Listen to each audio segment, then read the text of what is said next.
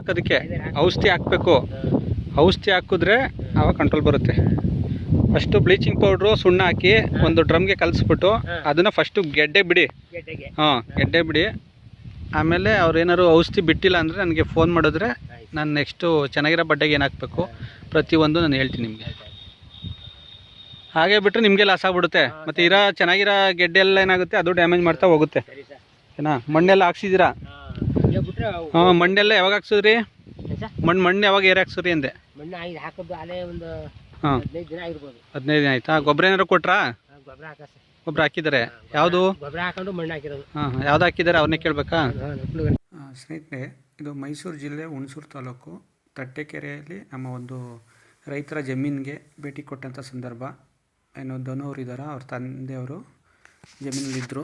ಶುಂಠಿ ಎಲ್ಲ ನೋಡಿ ಕೆಲವೊಂದವರು ಸಜೆಷನ್ ಕೊಟ್ಟು, ಮತ್ತು ಈಗೆಲ್ಲ ಕಡೆ ಕೆಂಪು ಕೊಳೆ ರೋಗ ಏನು ಹೇಳ್ತೀವಿ, ಈಗ ರೈತರು ಭಾಷೆಯಲ್ಲಿ ಹೇಳಬೇಕು ಅಂದರೆ ಕರಿಕಡ್ಡಿ ರೋಗ, ಕೊಳೆ ರೋಗ ಎಲ್ಲ ಜಾಸ್ತಿ ಆಗಿದೆ. ಹಾಗಾಗಿ ಎಲ್ಲರೂ ಕೂಡ ತಕ್ಷಣ ಅಂದರೆ ಕ್ರಮಬದ್ಧವಾಗಿ ತಕ್ಷಣವೇ ಔಷಧಿ ಎಲ್ಲ ಅದು ಮಾಡ್ತು ಅಂದರೆ ಕಂಟ್ರೋಲ್ ಬರುತ್ತೆ ಸ್ನೇಹಿತರೆ.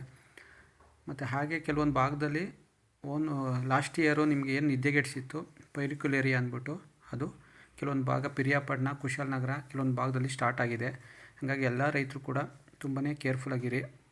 ಯಾಕೆಂದರೆ ಅದು ಗಾಳಿಯಲ್ಲಿ ಸ್ಪ್ರೆಡ್ ಆಗೋದ್ರಿಂದ ಸುಮಾರು 15-20 ಕಿಲೋಮೀಟ್ರು ರೇಡಿಯೇಷನ್ನು ಗಾಳಿನಲ್ಲೇ ಹೋಗುತ್ತೆ. ಹಾಗಾಗಿ ದಯವಿಟ್ಟು ಯಾರೆಲ್ಲ ಶುಂಠಿ ಬೆಳೆಗಾರರು ರೈತರಿದ್ದೀರಾ ಎಲ್ಲರೂ ಕೂಡ ಅಲರ್ಟ್ ಆಗಿರಿ. ಬಂದಿದೆ ರೋಗ ಅಂದ ತಕ್ಷಣ ಇಮ್ಮಿಡಿಯೇಟು ಅದಕ್ಕೇನು ಔಷಧಿ ಬೇಕಾಗಿದೆಯೋ ಅದನ್ನು ಮಾಡೋದ್ರಿಂದ ಕಂಟ್ರೋಲ್ ಬರುತ್ತೆ.